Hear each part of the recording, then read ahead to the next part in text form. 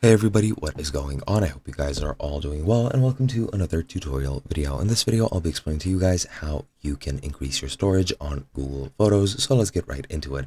Now, your storage is pretty much tied to your account and it is universally shared between Google Photos, Google Drive, Google Docs, and any other Google service. Now, you can only increase it in one way, and that way is to buy a better package. Now, the way that you do this, I'll be explaining using this article. And on Android, you just need to open up the app, sign into your account, tap your profile picture, go into photo settings, go into backup and buy storage, select a plan, and then add or select a payment method, tap subscribe, and then you're done. The same pretty much applies for iOS as well.